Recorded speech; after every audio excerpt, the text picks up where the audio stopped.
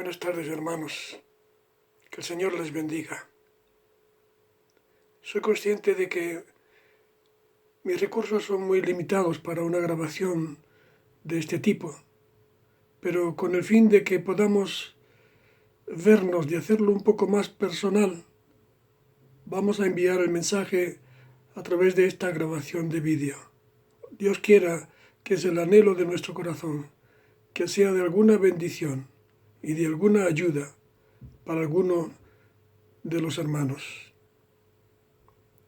Aún sigue azotándonos el enemigo invisible del coronavirus, pero gracias a Dios podemos decir con el profeta Samuel del Antiguo Testamento: hasta aquí nos ayudó el Señor. Bendito y alabado sea su santísimo nombre, ahora y para siempre.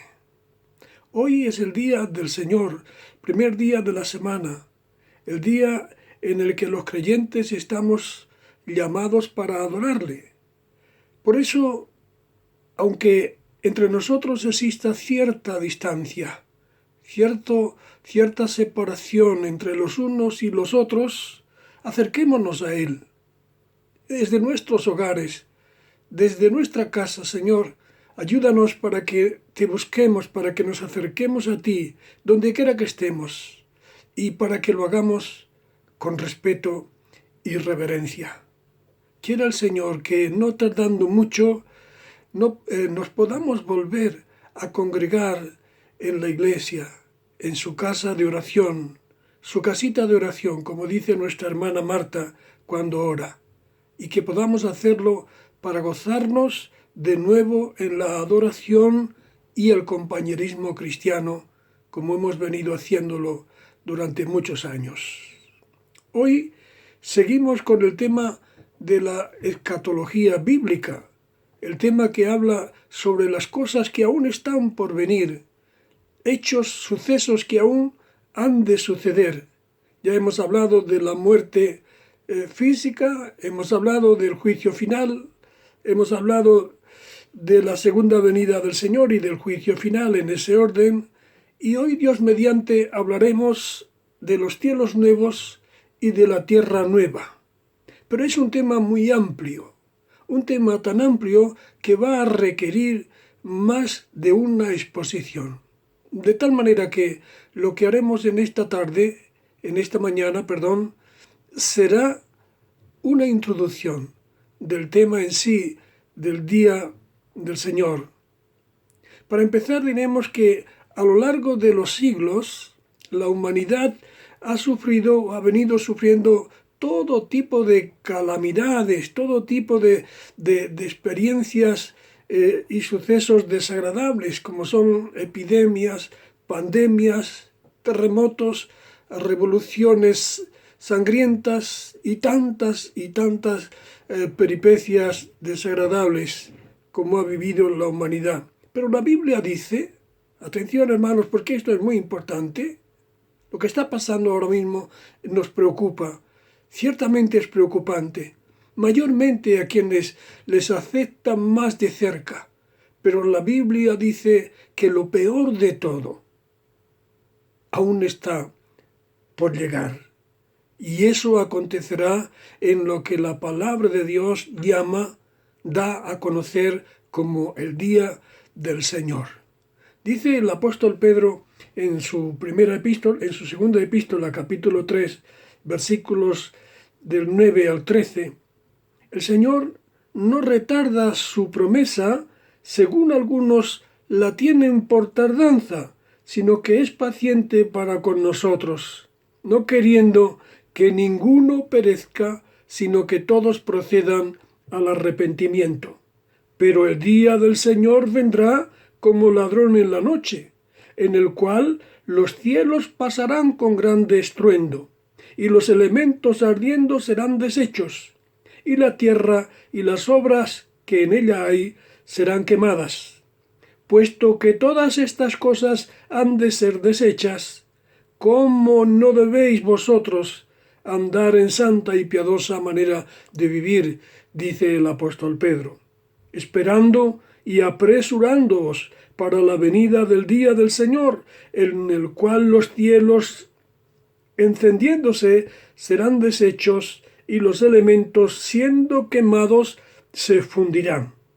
Pero nosotros esperamos cielos nuevos y tierra nueva, en los cuales mora la justicia. El día del Señor, del que habla este pasaje, el día del Señor es un término utilizado en relación con el día en el que el Señor va a juzgar a los pecadores no arrepentidos. A los pecadores no arrepentidos, porque pecadores somos todos los seres humanos. Y entonces el mundo conocido, en ese día en el que el Señor juzgará a los pecadores no arrepentidos, en ese día el mundo conocido dejará de existir en su forma actual. Dice el profeta Joel en el capítulo 1 y versículo 15, ¡ay del día! Porque cercano está el día de Jehová, y vendrá con destrucción por el Todopoderoso.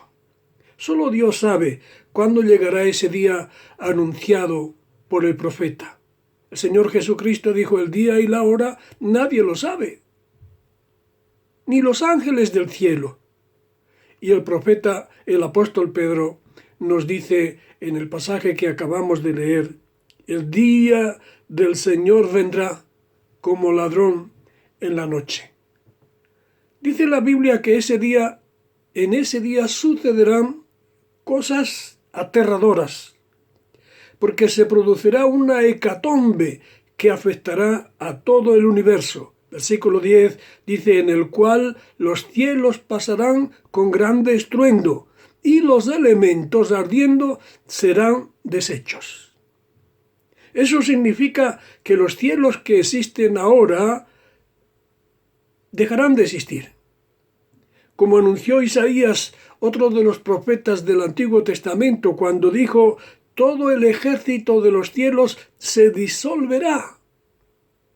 Todo el ejército de los cielos se disolverá y caerá todo su ejército como cae la hoja de la parra y como cae la hoja de la higuera. De la misma manera que cuando pasa el verano, cae la hoja de la parra y la hoja de la higuera, van a caer el sol, la luna y las estrellas, fundidos y deshechos por el fuego consumidor del Dios Altísimo. Esto se refiere al cielo atmosférico, al cielo estelar, lógicamente, porque el tercer cielo donde Dios habita jamás será destruido, porque es un lugar santo, que no necesita ninguna regeneración, ninguna renovación, ninguna restauración. Dice la Biblia también que los elementos ardiendo serán deshechos. Los elementos que arderán son los cuerpos celestes que Dios creó. Los elementos que arderán son los cuerpos celestes que Dios creó. Y Génesis 1:16 sabemos que esos elementos que Dios creó son el sol, la luna y las estrellas, como dice en el texto citado. Las dos grandes lumbreras, la lumbrera mayor para enseñorear el día y la lumbrera menor para que señorease en la noche, hizo también las estrellas. Aquello que Dios creó en el universo al principio, creando el hábitat para que el hombre pudiera existir, todo eso va a ser destruido en el día del Señor. En el día del Señor desaparecerán el sol, la luna y las estrellas, porque serán consumidos por un fuego abrasador y serán disueltos. Serán disueltos. Dice William MacDonald, toda materia quedará destruida en lo que se asemeja a un holocausto nuclear universal. El universo será incinerado, calcinado, reducido a ceniza, cuando la materia que lo compone sea consumida por el fuego. Versículo 12. Los cielos, ese día, Los cielos, entendiéndose, serán deshechos, y los elementos, siendo quemados, se fundirán. Hay algunos episodios en la historia moderna de la humanidad que nos ayudan a entender lo que allá en el primer siglo trató de comunicarnos el apóstol Pedro. El primero de esos episodios fueron los bombardeos atómicos de Hiroshima y Nagasaki en el Japón. Y nos dicen los historiadores, los que cuentan la experiencia, que debido a la fusión nuclear, el acero, el hormigón y todos los elementos que componían las ciudades referidas se deshicieron por el fuego consumidor. Y algo parecido vemos también en las Torres Gemelas, en los atentados del 11S. Como el calor desprendido simplemente por los dos aviones que se incrustaron sobre las torres y el combustible que ardió, cómo se desplomaron sobre su propio peso. De esa misma manera podemos entender nosotros la figura de algo muy parecido que va a suceder con el universo en el día del Señor. Dice que la tierra y las obras que en ella hay serán quemadas. Búnkers, palacios, mansiones, tesoros, centros de investigación, todo lo que ha sido creado, lo que fue creado por Dios y lo que luego el hombre ha sido construyendo sobre aquella creación divina, todo ello va a ser abrasado por el fuego en aquel día. Dios determinó el principio del universo y determinará su final. Los cielos, versículo 7, los cielos y la tierra que existen ahora están reservados por la misma palabra que los creó, los ha reservado y están guardados para el fuego en el día del juicio y de la perdición de los hombres impíos. El comentario de la Biblia popular dice: todo lo que parece tan permanente, océanos y cordilleras y todo lo que podríamos depender, la luz radiante del sol, la cadena alimenticia, etc., será desmantelado. Dice también que ese día será el día del juicio y de la perdición de los hombres impíos. Ese es el juicio que se menciona en la epístola a los Hebreos, cuando su autor dice: está establecido por Dios que todos los hombres mueran una sola vez y después de esto el juicio. El veredicto final de ese juicio será condenación eterna para los impíos. Impío, aclaremos el término, impío significa, entre otras cosas, ateo, irreligioso, incrédulo.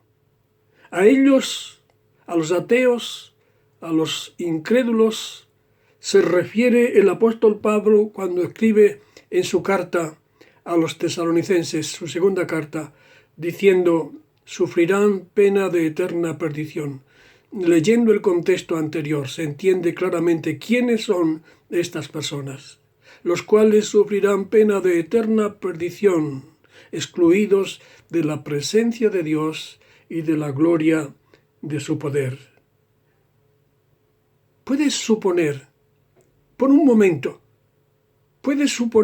lo que debieron sentir Adán y Eva cuando fueron expulsados por Dios del paraíso terrenal? Pues imagina lo que sentirán aquellos que en el día del juicio, de la perdición de los hombres impíos, escuchen al Señor decir: apartaos de mí, malditos, al fuego eterno, preparado para el diablo y sus ángeles. La Biblia dice que los creyentes, hermanos queridos, no debemos temer nada, no debemos temer ese día de ninguna manera. Que todos los creyentes estamos protegidos y guardados. Para cuando llegue ese día estaremos en un lugar seguro, como dice el apóstol Pedro.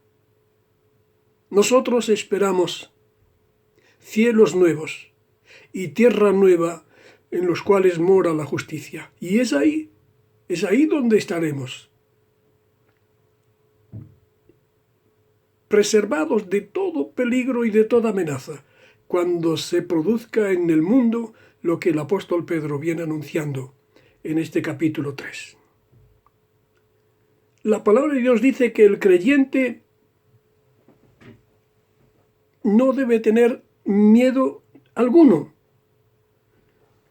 que todos los creyentes en Cristo somos libres del castigo y de la condenación eterna, porque no envió Dios a su Hijo al mundo a condenar al mundo, sino a que el mundo sea salvo por él. Juan capítulo 3 y versículo 17.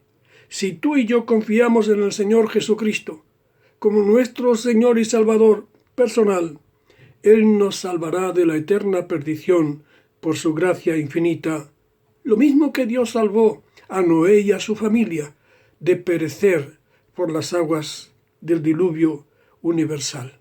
Lo dice el propio Señor Jesucristo. Atención a esto, muy importante, hermanos.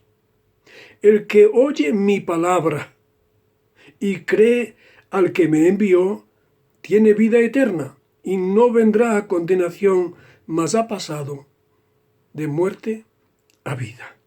Ahora, la pregunta que nosotros debemos hacernos es esta. ¿Hemos oído la palabra de Dios? ¿La hemos recibido en nuestro corazón? ¿La estamos guardando en Él? ¿Hemos creído en el Señor Jesucristo como el Hijo de Dios, como el Redentor del mundo, como nuestro Salvador personal?